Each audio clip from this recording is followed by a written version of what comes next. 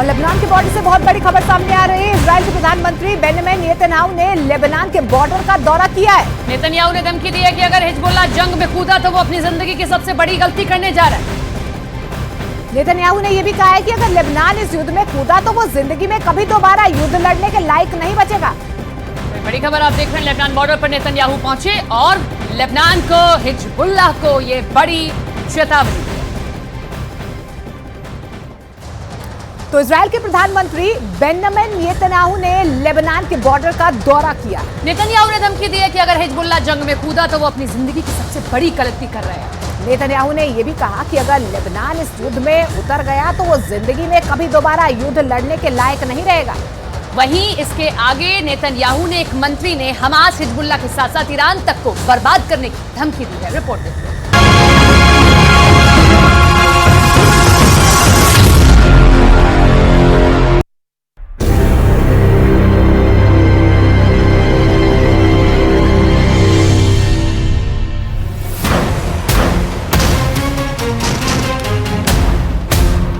Israel का target number 1, Israel का target number 2, Israel का टारगेट नंबर 3।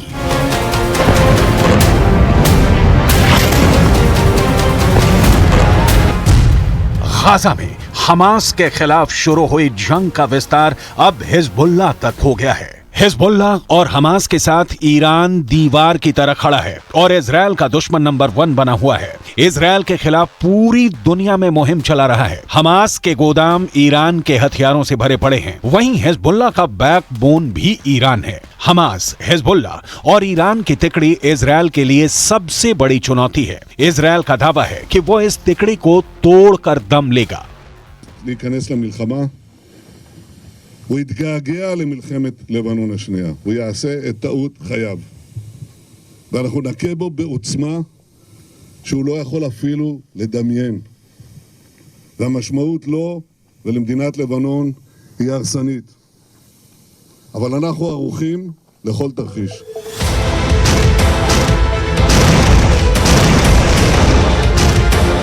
हमास पर रोज बारूद बरसा रहे इजरायल ने अब हिजबुल्लाह के खिलाफ भी जंग छेड़ दी है। सिर्फ यही नहीं, इजरायल सरकार के एक मंत्री ने ऐलान किया है कि इजरायल ने कसम खाई है अगर हिजबुल्लाह हमास के साथ शामिल हुआ तो वो ईरान पर हमला करेगा और ईरान का फन कुचल कर ही मानेगा।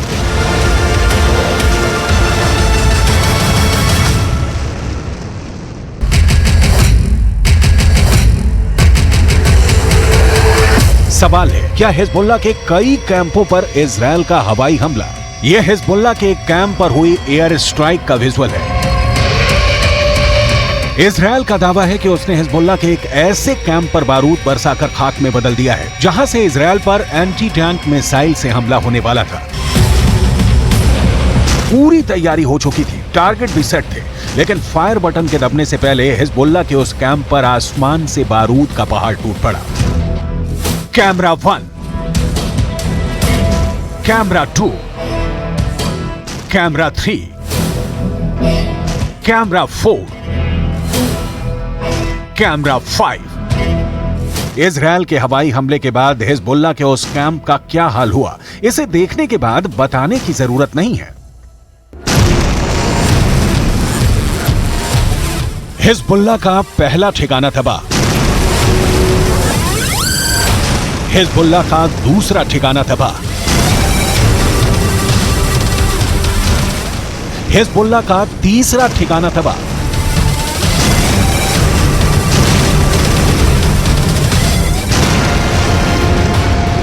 इजरायल की सेना का दावा है कि उसने लेबनान बॉर्डर पर हिजबुल्लाह के उन ठिकानों को चुन चुन कर निशाना बनाया है जहां से इजरायल पर हमला करने की तैयारी थी। दक्षिणी लेबनान इलाके में बने हिजबुल्लाह के इन ठिकानों पर एंटी टैंक मिसाइल लॉन्चर रखे हुए थे और सभी लॉन्चरों का मुंह इजरायल की तरफ था। אתם עושים פה ומה ששמעתי עכשיו מהמפקדים שלכם זה דבר חשוב מאין כמוהו. אתם הורגים אנשי חיזבאללה שמנסים לתקוף את קו החזית שלנו. אני לא יודע עכשיו, כשאני נמצא איתכם, אני לא יכול להגיד לכם כרגע אם חיזבאללה יחליט להיכנס בצורה מלאה למלחמה. आईडीएफ का कहना है कि लेबनान से इजरायल की ओर आ रहे एक ड्रोन भी रास्ते में ही मार दिया गया है। इजरायल ने यह काम अपने असरदार आयरन डोम से किया है। हिजबुल्लाह इजरायल का बहुत बड़ा दुश्मन बना हुआ है। वो बार बार इजरायल पर मिसाइल और रॉकेट से हमले कर रहा है। हिजबुल्लाह के उप नेता शेख नईम कासिम की तरफ से बहुत ही खतरनाक बयान सामने आया है।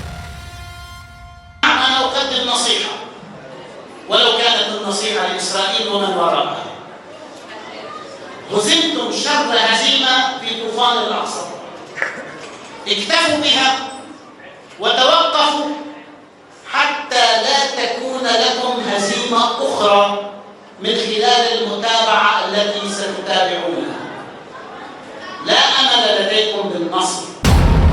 सुना आपने, हिजबुल्लाह के उपनेता शेख नईम कासिम का कहना है कि इजरायल और हमास के युद्ध में हिजबुल्लाह की अहम भूमिका है। अगर जमीनी युद्ध छिड़ा तो हिजबुल्लाह ही असली जंग लड़ेगा। ग्राउंड अटैक की इजरायल को भारी कीमत चुकानी होगी। हिजबुल्लाह के उपनेता शेख नईम कासिम का यह बयान उस वक्त आया है जब इजरायल पर हिजबुल्लाह के कैंपों से रॉकेट और मिसाइलें दागी जा रही थी। जवाब में दक्षिणी लेबनान बॉर्डर पर हिजबुल्लाह के कैंपों को इजरायल हवाई हमले कर मिट्टी में मिला रहा है। इजरायल लेबनान बॉर्डर पर तनाव चरम पर है। 7 अक्टूबर के बाद हिजबुल्लाह भी इस युद्ध में अभी छोटी छोटी झड़पें हो रही हैं, शामिल हो गया। और लेबनान में हिजबुल्लाह के खिलाफ इजरायल ने अपना फ्रंट यहां से खोला हुआ है। ये उत्तरी फ्रंट है जहां लेबनान और हिजबुल्लाह के खिलाफ इजरायल की सेना है। दक्षिणी फ्रंट जहां हमास के खिलाफ गाजा में इजरायल हमला कर रहा है। तो ये तस्वीरें एक बार फिर 360 डिग्री से एक बार दिखा दीजिए करम, किस तरह के लोकेशन पे है। ये लोकेशन यहाँ ऊंचा है, लेकिन अगर आप थोड़ा सा कुछ मीटर आगे जाएंगे तो वहां से लेबनान का लोकेशन थोड़ा सा स्ट्रेटेजिकली, वो क्योंकि ऊंचाई पे है, हमें जो जानकारी जितना हमने जाना है। लेकिन इजरायल की सेना जो है वो यहाँ तैनात है ताकि अगर पूरी तरह से नॉर्दर्न फ्रंट खुल जाता है तो यहाँ भी वो लड़ाई कर सके। और बार बार इजरायल की सेना की तरफ से ये बता दिया गया है कि अगर हिजबुल्लाह बहुत ज्यादा मिसाइल से हमले करता है तो इजरायल भी पुरजोर जवाब देगा। अब तक कुल 10 आतंकवादियों की मौत हो गई है हमले में, लेकिन हिजबुल्लाह की तरफ से जो रॉकेट दागे गए हैं उसमें इजरायली नागरिकों की भी कुछ जान गई है। इजरायल के वित्त मंत्री निर बरकत ने अपने एक बयान में हमास के साथ साथ हिजबुल्लाह और ईरान तक को सीधी धमकी दी है। हिजबुल्लाह अपने जिन जिन ठिकानों से हमला करेगा उसे इजरायल की सेना नेस्तो नाबूद करा देगी। इजरायल के वित्त मंत्री यहां तक बोल गए कि हिजबुल्लाह अगर हमास के साथ मिलकर युद्ध शुरू कर दिया तो हमास और हिजबुल्लाह के साथ इन दोनों के आका ईरान तक जाएंगे। इजरायल के वित्त मंत्री निर बरकत ने अपने बयान में कहा है कि हम सिर्फ उन मोर्चों पर जवाबी कार्रवाई नहीं करेंगे बल्कि हम सांप के सिर तक जाएंगे जो कि ईरान है। इजरायल के दुश्मनों को बहुत स्पष्ट संदेश है, देखिए गाजा में क्या हो रहा है। अगर आप हम पर हमला करेंगे तो आपके साथ भी वैसा ही व्यवहार किया जाएगा। इजरायल और हमास के युद्ध में ईरान हमास के साथ खड़ा है। हिजबुल्लाह ने भी हमास का समर्थन किया है। ऐसे में अगर गाजा से इजरायल की जंग और आगे बढ़ती है तो इसके तेहरान तक पहुंचने में भी देर नहीं लगेगी। ऐसे में अगर इजरायल और ईरान के बीच युद्ध शुरू हो गया तो वो गाजा की जंग से भी भयंकर साबित होगा। वजह है दोनों देशों के पास हथियारों से भरा हुआ गोदाम, एक से एक बढ़कर खतरनाक मिसाइलें हैं दोनों के पास में। हम आंकड़े दिखाते हैं और तुलना करके आपको बताते हैं ईरान के पास में कितने सक्रिय सैनिक और इजरायल के पास में। इजरायल के पास में सक्रिय सैनिक की संख्या है 1,73,000, वहीं ईरान के पास ये संख्या बड़ी है, 5,75,000 उसके पास सक्रिय सैनिक है। इसके आगे बढ़ते हैं और आगे के आंकड़े भी आपको रिजर्व सेना के बताते हैं। रिजर्व फोर्स ईरान के पास है 3.5 लाख। वहीं अगर हम इजराइल की बात करते हैं तो यह आंकड़ा है 4,65,000। ये रिजर्व फोर्स का आंकड़ा है इजराइल और ईरान के बीच में जब आप कंपैरिजन करते हैं। इससे आगे हम बढ़ते हैं, हम बताते हैं कुछ और आंकड़े आपको पैरामिलिट्री फोर्स के। तो इजराइल के पास है 8,000, वहीं ईरान के पास में ये आंकड़ा बड़ा है, 90,000 पैरामिलिट्री फोर्स है उनके पास में। इसके आगे ईरान के पास में लड़ाकू विमान कितने हैं? 196, और इसके साथ ही इजराइल के पास में 241 लड़ाकू विमान है। आंकड़े आप देखिए और आंकड़ों के जरिए समझिए दोनों के बीच में अगर कभी लड़ाई होती है तो कौन किस पर भारी पड़ सकता है। अटैक हेलीकॉप्टर इजराइल के पास है 48, वहीं ईरान के पास में है 12 अटैक हेलीकॉप्टर। अटैक हेलीकॉप्टर के मामले में इजराइल आगे है ईरान से, क्योंकि इसके पास 48 और ईरान के पास में 12। ये ग्लोबल फायर पावर का आंकड़ा आप देख रहे हैं कि कितने किसके पास वेपन्स हैं। ईरान के पास में टैंक हैं 4071, वहीं इजराइल के पास में ये संख्या है 2200। तो ये टैंक का कंपैरिजन है दोनों के बीच में। ईरान और इजराइल भी इस वक्त जंग के मुहाने पर खड़े हुए हैं, दोनों के बीच में कभी भी जंग हो सकती है। और क्या आंकड़े कहते हैं वो हम आपको बता रहे हैं। बख्तरबंद गाड़ियां ईरान के पास है 69,685, वहीं अगर इजराइल की बात कर रहे हैं 56,290 बख्तरबंद गाड़ियां इजराइल के पास में है। तो अभी गाजा और इजराइल के बीच में जंग हो रही है, लेकिन ये कभी भी ईरान और इजराइल के बीच में जंग का मोड़ भी ले सकती है। और ऐसे में कौन है किस पर भारी, आंकड़े क्या कह रहे हैं वो हम आपको बता रहे हैं। इसमें कोई शक नहीं कि पश्चिम एशिया में इजराइल और ईरान एक दूसरे के सबसे बड़े दुश्मन हैं। दोनों ही हमेशा एक दूसरे को मिटाने की धमकियां देते हैं। हाल ही में ईरान ने एक खास परेड कर दुश्मनों को अपनी ताकत दिखा चुका है। ईरान ने हाल ही में अपनी एक नई मिसाइल खुर्रमशहर 4 का टेस्ट कर बता दिया है कि वो इजराइल को मिट्टी में मिला सकता है।